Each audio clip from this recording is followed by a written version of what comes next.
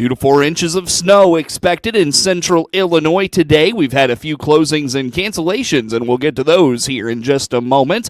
The annual Daytona fundraiser is this Sunday at the Clinton Eagles, benefiting area fire departments. A look at that event comes up in news on this Wednesday. 4-H camp registration is open, and a local lawmaker is focused on adjusting the state's energy laws. Those stories in news on this Wednesday.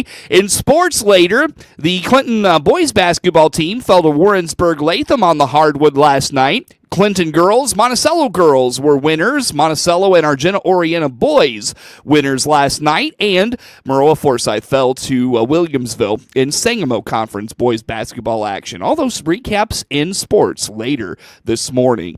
First, a look at those closings and cancellations for this Wednesday. Clinton, Blue Ridge, Hayworth schools all utilizing an e-learning day on this Wednesday. Blue Ridge Schools is canceling all evening activities, and freshman orientation will be held virtually. Those via DeWittDailyNews.com here for this morning. We stream to Facebook and YouTube, brought to you by Peterson Insurance, your Pekin insurance agent in Clinton. Central Illinois is expected to receive around 2 to 4 inches of snow. That's according to Ed Shimon at the National Weather Service in Lincoln, who indicated to regional radio on the WHOW Morning Show Tuesday, the models are starting to shift where the heaviest snow is expected to fall in a massive winter storm in the Midwest. Well, we're analyzing the latest model runs coming in, and they're starting to try and pull back a little bit on the snow amount. So, especially DeWitt County, there's a rain/rain, freezing rain band that's kind of booger things up a little bit on the southern fringes where Decatur DeWitt County may end up. It looks like we got you in about, officially the forecast has 3 to 5, but I think you're probably going to be on the 3 side of that. It may trickle down even a little further if the sleet mixes in or freezing rain. So we're trying to really narrow down that band, which is just a troublesome thing in the winter weather scenario, especially that low is going from Texas to Tennessee to Kentucky. So it's not like tracking right through Illinois, so we got a really good angle on it. This is dumping snow, 400 or 500 miles north of where the low is. Wow. Which makes it really challenging. I mean, these winter systems are so dynamic and trying to find that snow band. So we're just trying to get the best of all worlds in terms of the models coming in and see what's the best messaging we can use. But certainly there's going to be some slippery road conditions. So that's the main message we want to get out there and make sure you're ready for some hazardous travel on Wednesday afternoon, especially.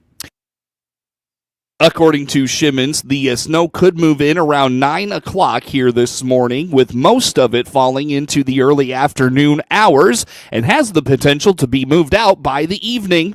Yeah, the precipitation is really going to increase quite a bit between 8 and 9 in the morning, and then it's going to be pretty steady all the way through about 3 o'clock with a taper off after from 3 to 6. Then it's going to start to shift eastward a little bit. So the bulk of the snow that's going to hit the ground is probably between 9 and 3, 9 and 4. And then things will start to slow down apparently a little bit as we head into the evening hours. So I don't think it's going to last all the way quite till midnight. I know our headline right now says winter storm warning from 6 a.m. till midnight, but the end of that's probably going to taper off quite a bit sooner than midnight at this point. So we'll see, and the winds are going to be out of the northeast for a part of this, and 10 gusts to 20, 25. So the east-west roads are going to probably have a little bit of drifting issues there, but that's what we're looking at in terms of timing. That was one computer model. So, but I think in general that daytime window is probably our heaviest snow at this point. In addition to the size and breadth of the storm, Shimon indicates it's also moving very fast, which is adding to the difficulty of forecasting. Pretty deep low-pressure system that's come across the southern part of the Rockies and into Texas. And then it's going to redevelop and start to deepen as it pulls quickly up into Tennessee, Kentucky, and then it's going to curl up actually towards eastern Michigan or Lake Ontario. So if it takes a turn and goes north a little bit more as it goes into Kentucky. If it doesn't go off to the northeast but kind of curls north, that'll give us a little bit more residence time in the snow. Before, there was tracking that a little bit closer to Illinois and slowing it down a little bit. Now it's speeding it up. When the models speed up the low, that kind of reduces our ability to have, the real intense snowfalls for longer periods of time. So that's kind of why the models are starting to pull back on the amounts, because it's taking that low pressure from Texas and slamming it all the way up to, the Central Great Lakes in almost a 24-hour period, which is a lot of distance. So that speed alone is going to reduce our ability to produce a lot of snow out of this system. Keep up with the latest in this forecast for this storm at weather.gov/Lincoln. The annual Daytona 500 fundraiser is this Sunday, benefiting a trio of area fire departments. The Daytona 500 fundraiser, hosted by the Clinton Eagles, annually benefits the Clinton, Kenny, and Wapella fire departments. Kenny Fire Chief John Rage calls it a family-friendly atmosphere with fun for the whole family. You can watch the race in a good atmosphere. We've got free food going on. We've got boards. We've got door prizes, 50-50. Two of the big things we also want to mention is the silent and live auction items. So where a lot of this fundraising comes from is donations from our community. So no donation is too large or too small, and that's where it all comes from. So there's a lot of work that goes into it with the Eagles and the fire department members, but that's going out into the community and getting donations. So we want to say a big thank you to the community also for the donations they give, because that's where it all comes from, and that's astronomical to us. So the race will be noon until it's done. We've got live auction at the very end, silent auctions going on all day long, and it's just good, clean fun for everybody. Wapella Fire Chief Ralph Smith says the Daytona fundraiser has become a staple in the community, and it is an event so many look forward to each year. Oh, yes, sir. Well, we raise funds. We ask for donations, auction stuff off. We raise funds for 3 neighboring departments, myself, Wapella Fire, Kenny Fire, and Clinton Fire. Like I said, the Eagles sponsor it annually. It's a great event. We have some wonderful turnout. Are really blown away by the response and the funds that get raised by the Eagles. Our funding we've used for many things, from small equipment, turnout gear. There's so many different figures and aspects that happen with the fire department. It's hard to budget that, and whatever we can raise just lightens the load on the rest of the department and the budgeting that we plan for the year. Well, it will be Sunday. I believe the event starts at noon. Of course, firefighters will be there earlier than that. It's open to the public. It's a great environment, a lot of friendly people, wonderful people. We have some food. Always serve a lunch. And I think the donations for that, there's no actual figure for it, but whatever you donate, we'd appreciate. And then the auction, I'm not sure exactly what time this year. I've not been privy to that yet. The auction will begin. I know it's usually around the beginning of the race. There are race boards and all kinds of stuff going on that day. It's a great environment for the whole family. Come on down. Chief Rage indicates a couple years ago they began a reverse raffle for the event that has been hugely successful. He calls the atmosphere very relaxed and laid back. Yep, so a couple years ago they started doing a reverse raffle where they sell around 200 tickets. $100 a ticket, but it's very good odds of getting your money back and then some.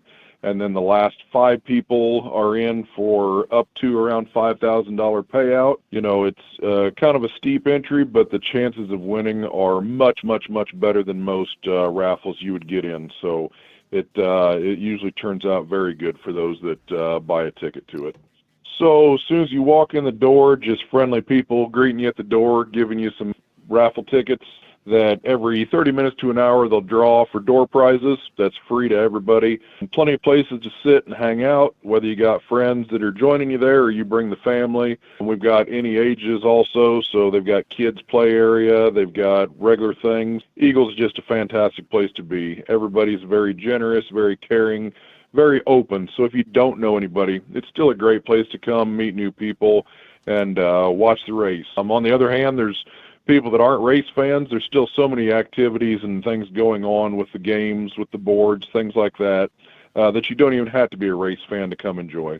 And then all the donations that are with the live and silent auction, you can win stuff, some really nice things.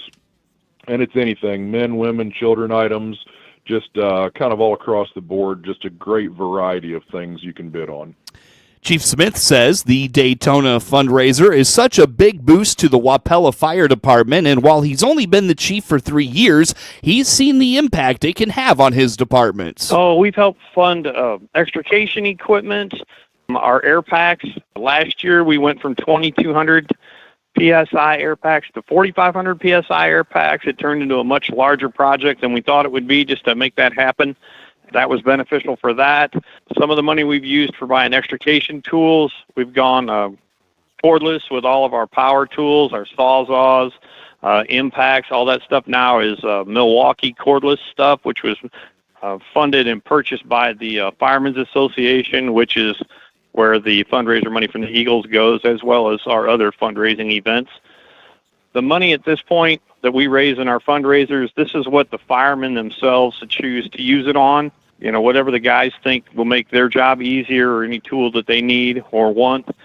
This is where we get the money for them to do that. Like the Wapella Fire Department, Chief Rage says the Daytona fundraiser has helped them afford equipment to better serve their community. So a couple of years ago, we actually sent our tanker off to get refurbished. So the chassis itself is a 2009, but the tank and all the equipment on it was back from about 1991.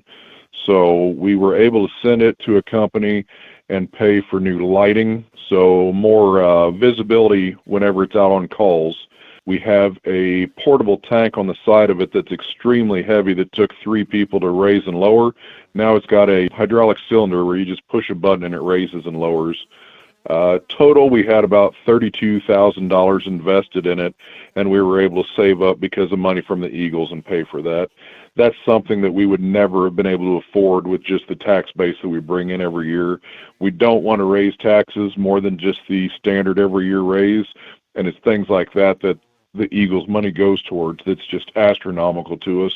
It keeps us safe, and it makes us more efficient to our taxpayers when the call comes in. Join the 3 fire departments and the Clinton Eagles at noon on Sunday. It is an open house style event, and you do not have to be a member of the Eagles to attend. 21 minutes after 7 o'clock on this Wednesday. Still to come in news on this Wednesday. We'll take another look at those closings and cancellations here.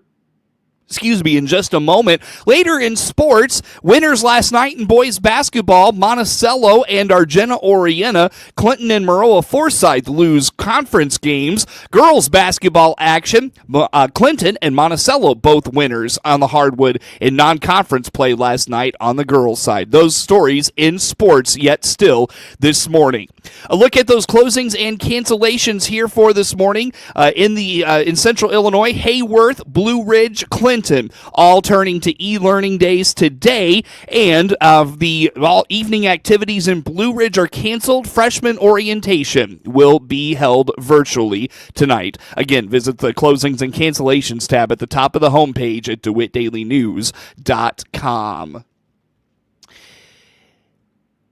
Going to camp is something 4-Hers look forward to each year. Kendra Wallace with the University of Illinois Extension in DeWitt, Macon, and Piatt counties says registration for this year's 4-H camp is open for camp at Allerton 4-H Memorial this summer. The registration for that opened up. We actually had early registration for enrolled 4-H members, but now registration is open to everyone. So check that out. That is at the Allerton 4-H Memorial Camp in Monticello. The dates are they have June the 3rd through the 7th, June the 8th through the 12th, June 15th through the 19th, June 29th through July the 3rd, and then August the 2nd through the 6th. So they're doing a later date this year as well. And you can do all of that registration through the website. It's a crazy fun experience. So the kids get to come in, and just much like the 4-H program in and of itself, the kids get an experience or a chance to stay at camp parent free. So I know that's always a big plus for the kids, but they have the experiences of canoeing, swimming, fishing. Like, they get to essentially just pick whatever area they would like to enjoy. I know they have the new arts and crafts building out there. There's so much to do. It's a lot of fun. So I know that's always the highlight of a lot of 4-Hers experiences, is getting the chance to go out there and gain leadership, gain confidence, and just gain opportunities of kind of branching out on their own in a safe and controlled environment. Wallace encourages students and parents to get involved in 4-H. She notes they're always looking for new members and volunteers to help grow the program. I just encourage everyone to take a look at 4-H. It's still a great program, going strong. Always looking for volunteers, and that is in such a big capacity. You don't have to be a club leader. You don't have to be a judge.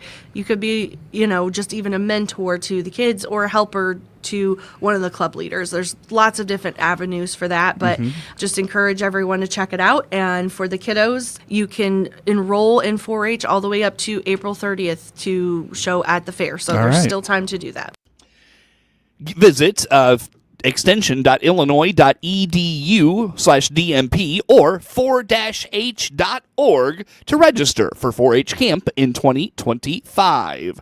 A Central Illinois lawmaker is focused on adjusting some of the state's renewable energy laws. State Senator Sally Turner indicates the wind ordinances at the state level need to do something about the red flashing lights above the wind turbines. Yeah, mostly I have issues that came from constituents. And then some of the things are those that maybe I presented last year that went nowhere, but some of them are quite interesting. A few of them our listeners might be interested in because we're really tired of the windmill light. One of mine and Senator Rose is that we did a bill that those windmill lights can't be continuously blinking. They need to put the type on that has the radar capability that says you have to turn them off unless there's something approaching a certain distance. So that way it doesn't look like Christmas flashing all over the place all the time. According to Senator Turner, she recently toured the National Weather Service office in Lincoln and found wind turbines can have an impact on the radar of that office, something she hopes to see adjusted in the state law. Now, another thing we did was concerning windmills. We took a trip out to the weather station right outside of Lincoln, which that place is really cool if you ever have a chance to go over there. Yeah, they send a balloon up for the weather, to check the weather, every morning at 6, and every evening at 6, which is kind of cool, to watch that balloon go up. Anyway, we went there and we had a visit with those folks there, and we heard them say that there's sometimes turbulence caused from those windmills when there's a storm, and you cannot tell what the turbulence is if the windmill's still going. So we noted that there's one fairly close that enabled them some problems with that turbulence. And I think one of the tornadoes that went through was the one through Latham. They just caught at the last minute. So what we're asking in that bill is that there's a certain distance that they cannot put a windmill in front of a weather station, because that's extremely important to our public safety. While Illinois Republicans were disappointed when the state superseded local ordinances in all of Illinois with its own regulation, the Lincoln Republican points out they would like to repeal the law altogether. Since that's not likely an option, they hope to make the existing law better. So as you know, both in the House and the Senate, the Democrats are a supermajority. So we know that the present law isn't going to change. However, we filed a bill to repeal it. That was our first hope, but we know that's probably not going to happen unless in 2 years there's a big change on how we elect or who we elect in the House and the Senate. Because of that, our best bet is to tweak the things that we can tweak to help our constituents with their needs of what they'd like to see. As long as they're going to be there, we need to do what we can to make it more palatable to our citizens. Last month, Senator Turner was assigned to the Senate Ag Committee and 2 appropriation committees. 27 minutes after 7 o'clock is news time on this Wednesday. Again, Blue Ridge, Clinton, Hayworth schools all utilizing e-learning on this Wednesday. We'll have more coming up on the morning show. It's time to celebrate winter. This is Scott Baum from Baum Chevrolet Buick in Clinton and Farmer City. Yes, we have extra savings on all new Chevrolets this month to celebrate the winter season. See our inventory of Chevrolet Trailblazers, Blazers, and the all-new Chevy Trax. We also have a larger, redesigned 7-passenger Traverse and a good selection of 24 and 25 Tahoes. See our winter celebration savings at bombchevybuick.com. Right from the start. News time is 28 minutes after 7 o'clock on this Wednesday. Let's take a look at obituaries to wrap up our coverage this morning. 63-year-old Julianne McKee of Mount Zion passed away February 5th at her family residence. Services for 63-year-old Julianne McKee will be at 11 a.m. Saturday at Calvert Funeral Home in Maroa, with Scott Marsh officiating. Burial will follow at Maroa Cemetery. Visitation is 10 to 11 a.m. Saturday at the funeral home. Memorials can be directed to the American Diabetes Association. 76-year-old Mark A. Smith of Argenta passed away at his home on February 5th. A celebration of life for 76-year-old Mark A. Smith of Argenta will be at 5 to 7 p.m. Monday, February 17th at Calvert Funeral Home in Argenta. Online condolences can be made to calvertmemorial.com. Coverage of news is brought to you by Baum Chevrolet Buick in Clinton, your Silverado headquarters. We stream to Facebook and YouTube. Brought to you by Peterson Insurance, your Pekin Insurance agent in Clinton. Coming up in sports, Monticello and Argenta-Oreana winners in boys basketball on Tuesday. Clinton and Maroa-Forsyth fell in league play, while on the hardwood for girls, Monticello and Clinton winners last night. That's next in sports. With SRN News, I'm Rich Thomason. Smiles all around as an American released from a Russian prison returned to the U.S., greeted by President Trump at the White House. Pennsylvania teacher Mark Fogel is back home, saying he considers himself the luckiest man on earth. The president says expect another American to be released later today. Elon Musk says we voted for major government reform, and that's what we're going to get. Musk had President Trump's DOGE initiative, looking at ways to cut wasteful government spending. Echoing President Trump's warning to Hamas, Israel's Prime Minister Benjamin Netanyahu. He says the terror group had better release all of the hostages it's holding by Saturday, or else. And Defense Secretary Hegseth is on the first trip to NATO by a member of the new Trump administration. Watching Wall Street, the Dow futures are down 21 points. NASDAQ futures 41 points higher. More details at srnnews.com. 45 Bible. With SRN Sports, I'm George Williams. Kevin Durant becomes the 8th player in NBA history to score 30,000 points. The Phoenix All-Star reached that milestone on a free throw in the third quarter during last night's game against the Memphis Grizzlies. His achievement, unfortunately, did not help the Suns as the Grizzlies defeated Phoenix 119-112. In the other three games, by a three-point margin, the Raptors over the 76ers 106-103. Knicks topped the Pacers 128-115, and in a big rout, the Pistons over the Bulls 132-92. Lots of NCAA top 25 college basketball last night. The top three teams won by wide margins. Top-ranked Auburn over Vanderbilt, number 2 Alabama over Texas, and third-ranked Florida down 22nd-ranked Mississippi State. More scores coming up in college basketball and more. This is SRN Sports. Some upsets last night. 15th-ranked Kentucky over 5th-ranked Tennessee, 75-64. And 20th-ranked Michigan, a winner over 7th-ranked Purdue, 77-65. Number 8, Texas A&M down Georgia. Number 10, Iowa State beat UCF. But in another upset, Indiana down 11th-ranked Michigan State, 71-67. Another upset, Kansas State over 13th-ranked Arizona by 3 points, 73-70. 17th-ranked Kansas was a winner, as was number 18 Marquette, and UConn defeated 24th-ranked Creighton. The NHL will play its new Nations Face-Off format beginning tonight with Canada versus Sweden. Tomorrow night, USA versus Finland. It's a 4-team round robin. Next pair of games Saturday, then Monday is the wrap-up for next Thursday's championship. Springtime has arrived for baseball. Los Angeles Dodgers went through a light workout yesterday, the defending World Series champions. This is SRN Sports. Time now for a look at sports. I'm Seth Lawrence with this report.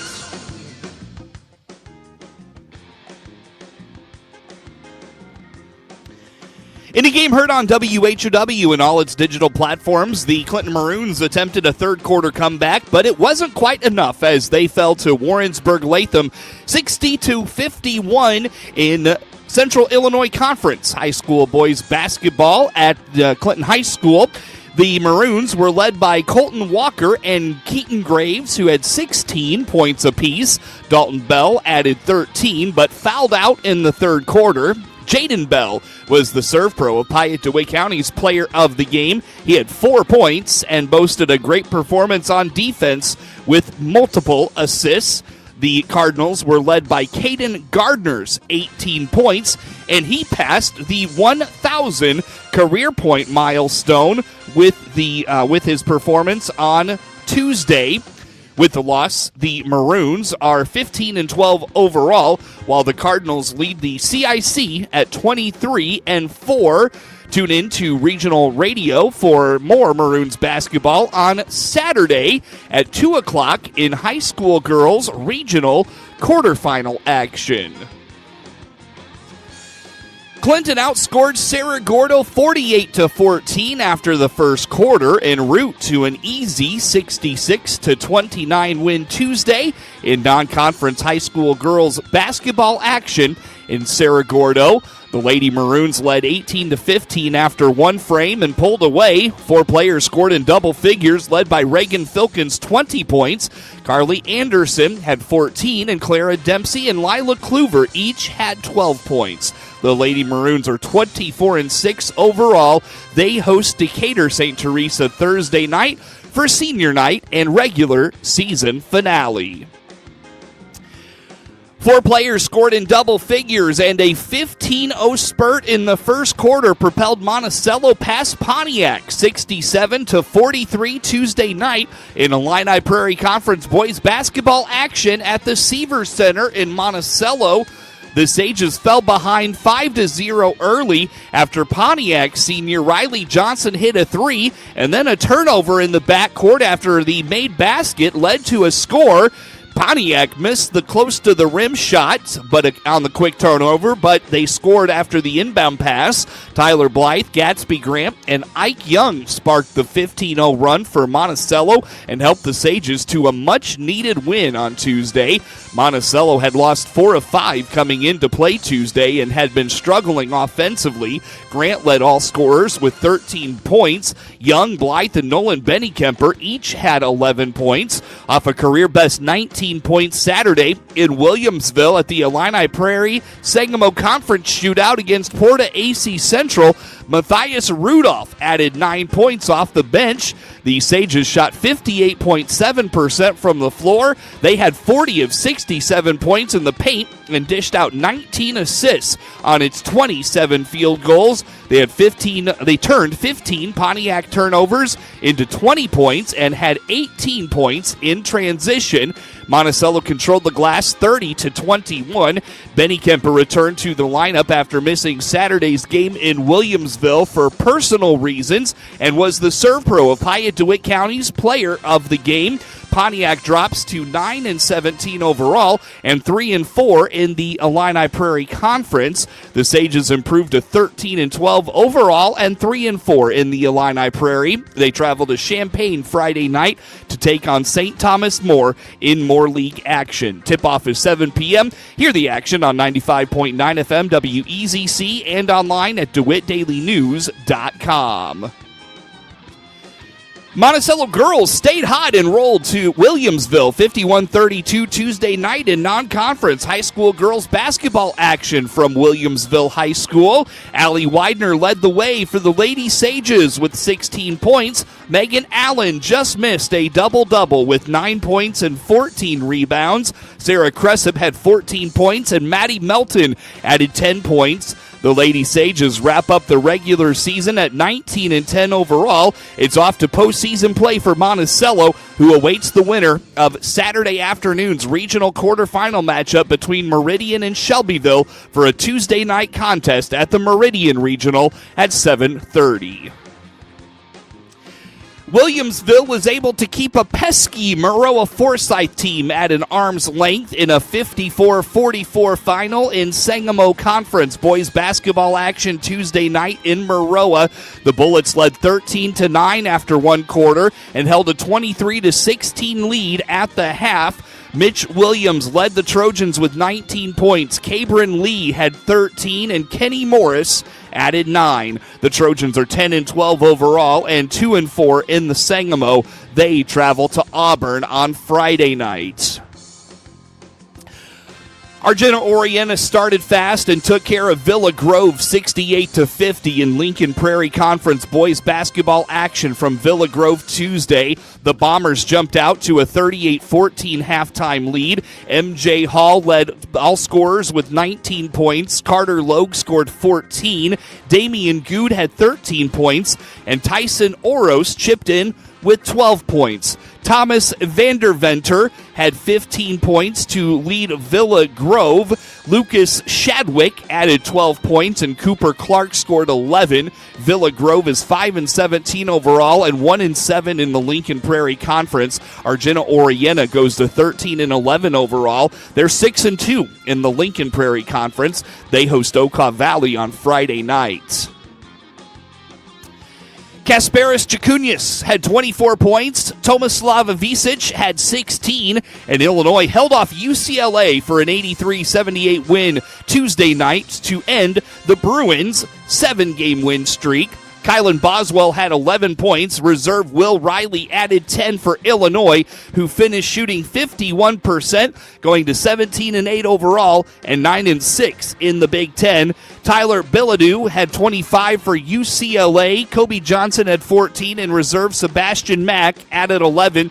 Ben Humrickhouse made one of two foul shots to give Illinois an 81-78 lead with 7 seconds left. He missed the second shot, and off the carom, Avicic deflected the miss, which ended up in the hands of Boswell, forcing a foul by UCLA, and Boswell made a pair to secure the victory.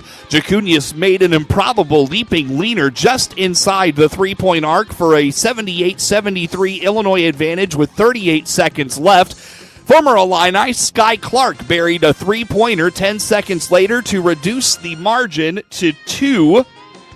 Humrickhouse, though, made a 3 with 4:51 left for a 76-60 Illinois lead. The Bruins went on a 13-0 run to get back within range. The Bruins entered leading the series 6-4. The Illini will host 11th-ranked Michigan on Saturday. Malik Beasley made 7 three-pointers and finished with 24 points as the Detroit Pistons built a franchise record 42-point halftime lead on its way to a 132-92 romp of the Chicago Bulls Tuesday night. Detroit outscored Chicago 71-29 in the first half, eclipsing the previous mark of 34 points against Chicago in March of 1969. Beasley set a Detroit record for threes in a season with 212 after he went 7 of 10. The previous mark was 211 by Sadiq Bey in the 21-22 season. Cade Cunningham had 20 points, 7 assists, and 6 rebounds as the Pistons came away with their most lopsided win of the season. Tobias Harris had 18 points. Oscar Thompson finished with 16 as the Pistons rolled to their third win in a row. The Bulls set a team record, missing their first 20 three-pointers before Ayo Dosunmu hit one near the end of the second quarter. They were 10 of 47 from beyond the arc and shot 35% for the game. Things were so comical for Chicago. Nikola Vucevic threw his arms up in mock celebration after making a hook shot late in the first half that trimmed the deficit to 43, and the crowd cheered too. Chicago had 2 players score in double figures. Mattis Bazelis had 12, and Josh Giddey scored 11. Kobe White scored a season-low 5 points, making just 2 of 13 shots and missing all 8 three-point attempts. The teams meet up in Chicago tonight. Get sports anytime from your computer or mobile device at DeWittDailyNews.com.